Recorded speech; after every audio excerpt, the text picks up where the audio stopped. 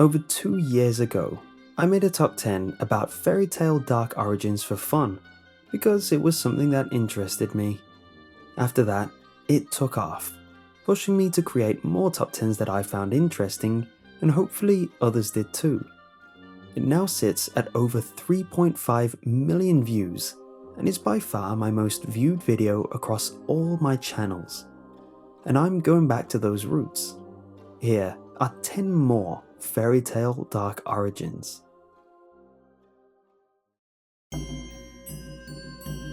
Aladdin. We all know him as a lovable street rat.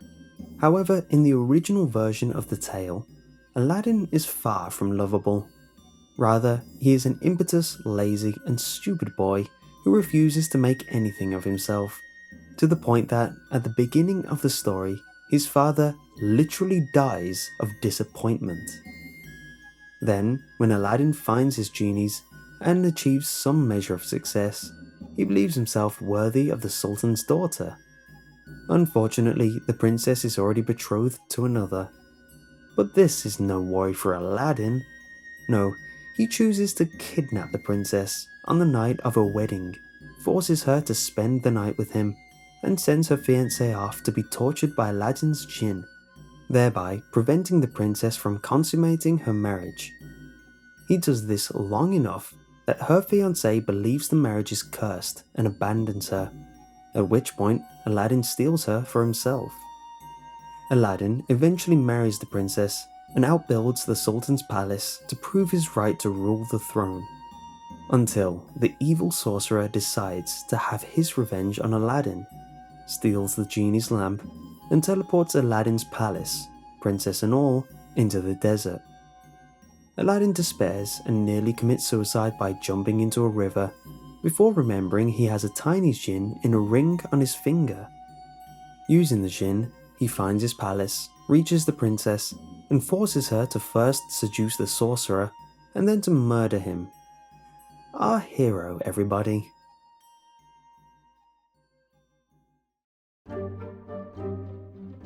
In some versions of The Frog Prince, the prince doesn't return to form after the princess kisses him, or he spends a few nights on a pillow.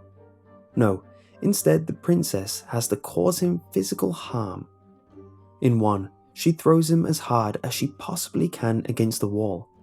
In another, she burns him to a crisp, and in another, she literally chops his head off. And that's what breaks the spell. Nothing like being decapitated by your future wife.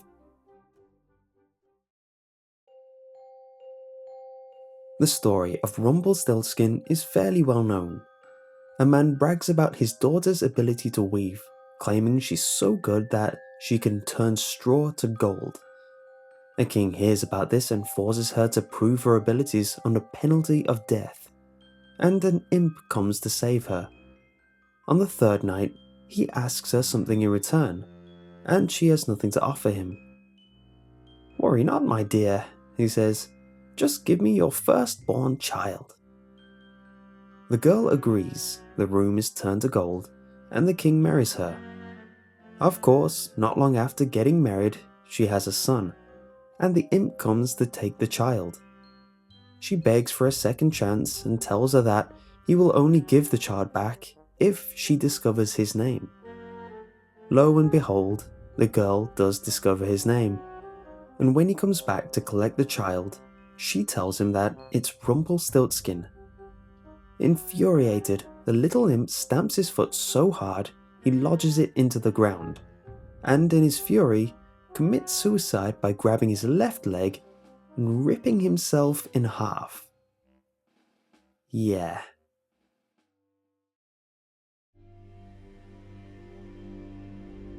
Undine is a story about a beautiful maiden who lives by the seaside and the knight who falls in love with her. Sounds like your standard fairy tale, right? There's just one problem. The maiden doesn't have a soul. People today might know Undine as a character from the popular video game Undertale, but back in the early 1800s, Undine was one of the creepiest German fairy tales around. The story of Undine starts off with a fisherman, his wife, and their young daughter. One day, the daughter slips from the mother's grasp and drowns in the lake. The fisherman and his wife mourn until later that day, when Undine arrives at their cottage, blonde hair dripping with water.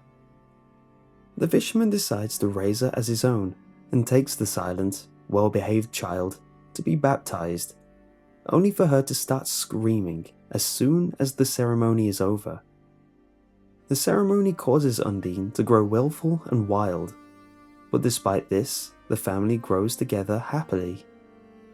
One day, a knight comes to the little cottage in the forest and falls in love with Undine, despite the fact that her lack of soul renders her terribly selfish and incapable of empathy.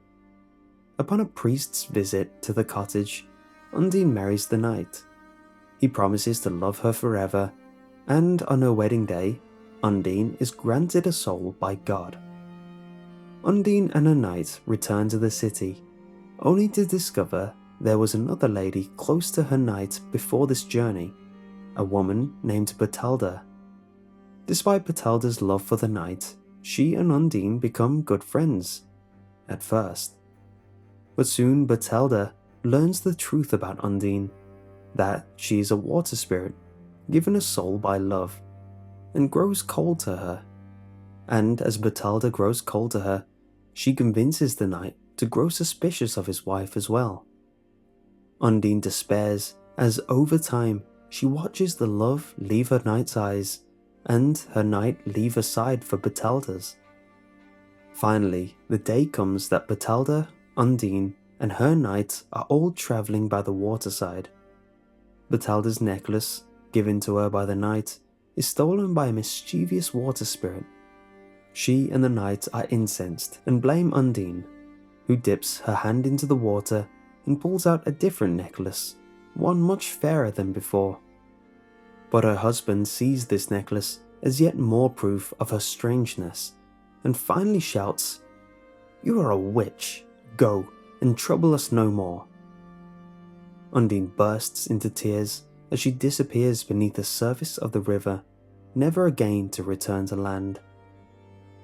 It does not take long for the knight to forget Undine and instead marry Bertalda. And on that night, a ghostly figure emerges from their castle well and comes upon the knight. He looks upon the figure, who looks remarkably similar to Undine.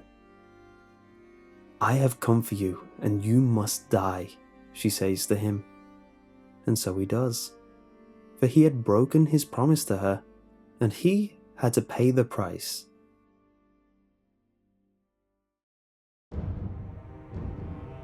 A beautiful young woman suddenly comes to the attention of a creepy old murderer. A love story for the ages, right? Bluebeard is the tale of an ugly old man with, well, a blue beard. In fact, he is so ugly that none of the girls in the village want to marry him. A husband with a blue beard? Perish the thought. Plus, there's the troubling fact that Bluebeard has married before, but all of his previous wives have gone mysteriously missing.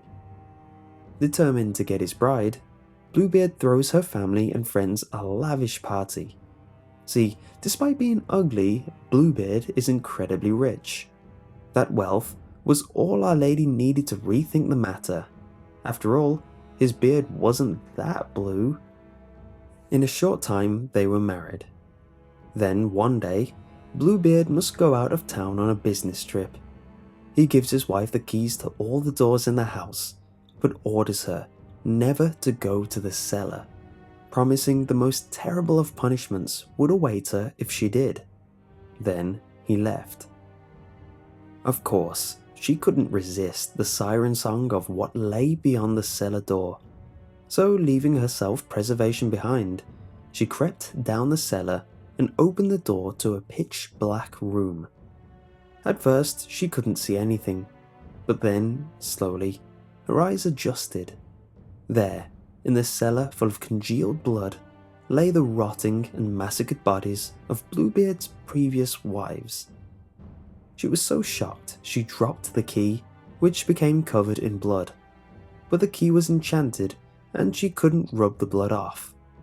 When Bluebeard finally came home and discovers her treachery, he lifts her by the hair and draws his sword, ready to slit her throat, just like every woman who came before her, before getting run clean through by the lady's, previously unmentioned, brothers.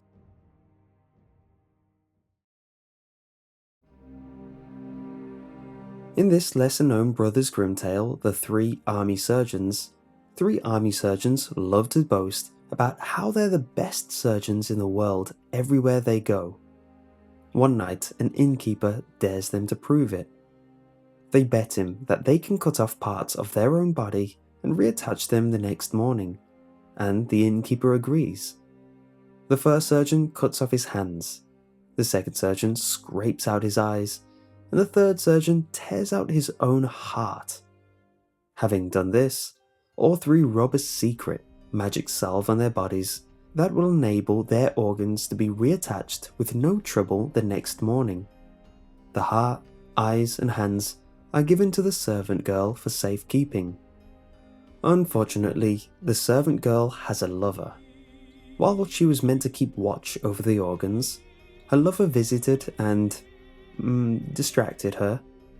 In this time, the local inn cat stole away the organs and devoured them. Horrified, the servant girl tries to find a way to fix the mistake she made. She takes the heart of a pig she butchered earlier in the day, cuts the hands off a thief's corpse, and tears out the cat's eyes and passes them off as the surgeon's originals. The next morning, the three surgeons reattach their various organs. The innkeeper is incredibly impressed, and the three surgeons go on their way. But the surgeon with the pig's heart couldn't follow his friends, for every time they looked the other way, he was off rooting in the dirt as a pig would. The surgeon with the cat's eyes quickly found that he could not truly see, and had to be led around by his friends. The last surgeon stopped at the bar for a rest, and found his hands acting of their own accord and stealing things out of people's pockets. Enraged, they go back to the inn, only to discover their organs are long and forever gone. In return for this horror, they threaten to burn the damned place down.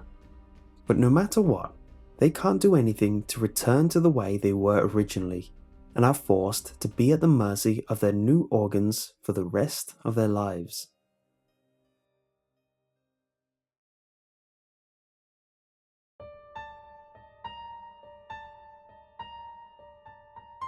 A beautiful, pure-hearted boy named Diamond is whisked away by a spirit called the North Wind. Flying high over the housetops, crossing mountains and oceans, experiencing the world. At the back of the North Wind is a Victorian fairy tale that seems full of whimsy and delight, right up until the North Wind starts killing people. You see, although the North Wind presents itself as a beautiful goddess, the North Wind is actually the incarnation of death, and each night that the North Wind whisks Diamond away on those wonderful adventures, he's growing closer to his own death, losing weight, becoming feverish, and falling into comas, blissfully unaware of what is causing this. By the end of the story, Diamond and the North Wind greet each other as friends, and he says goodbye for the last time to his family. On the back of the North Wind, and experiencing all kinds of magical adventures, his life slips away from him, and worst of all, he couldn't be happier about it.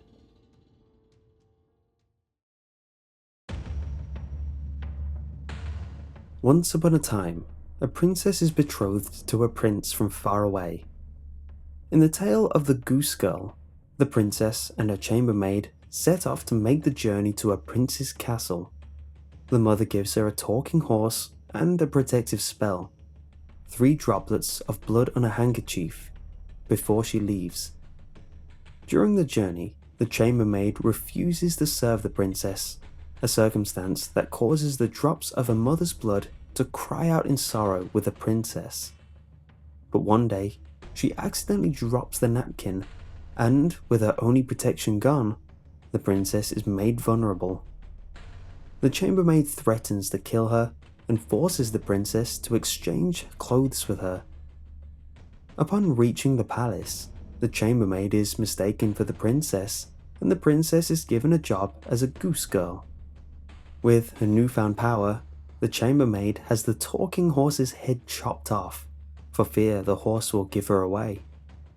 In sorrow, the princess asks the person who does the deed to keep the head and mount it in a gateway nearby, so she might speak to it.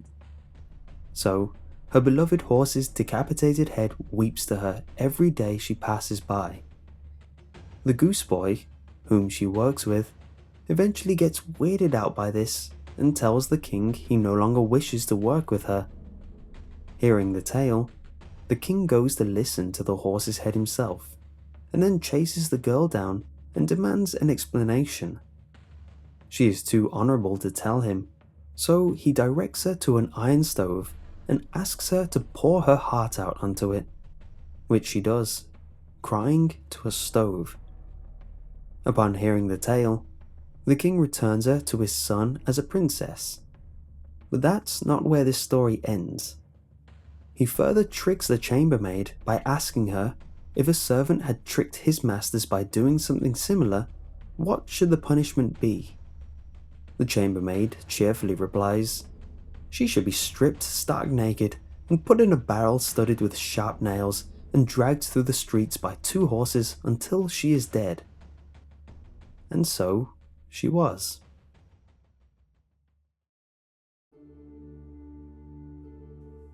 In Chu Renho's novelization of Mulan's story, Mulan returns home from the war after nearly losing her life, only to discover that the father she left to protect is dead, and her mother has already remarried. On top of this, the Khan has requested to have Mulan brought to him, but not to honour her like in the Disney version.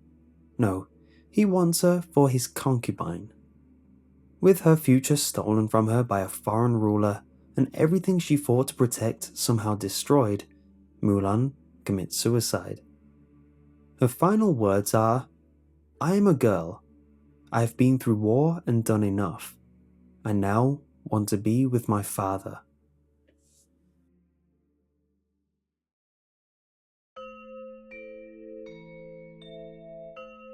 In the original version of Pinocchio, our adorable puppet kills the talking cricket by hurling a hammer at it, blames the cricket for being murdered, burns his own feet off on a stovetop while being lazy, leads townspeople to assume that Geppetto has abused him and lands Geppetto in jail, and finally, almost mercifully, is hanged. In fact, this is where the original story of Pinocchio was meant to end. However, the editor who initially published it asked the author for a better ending, leading to the invention of the Blue Fairy. Personally, I like the original ending the best. I hope you enjoyed this week's list, and if you did, leave a like. And if you want to see more similar lists, click here to see the first top 10 I made on Fairy Tale Dark Origins, or here for another classic list on the top 10 nursery rhyme Dark Origins. And if you want to see more in the future, subscribe.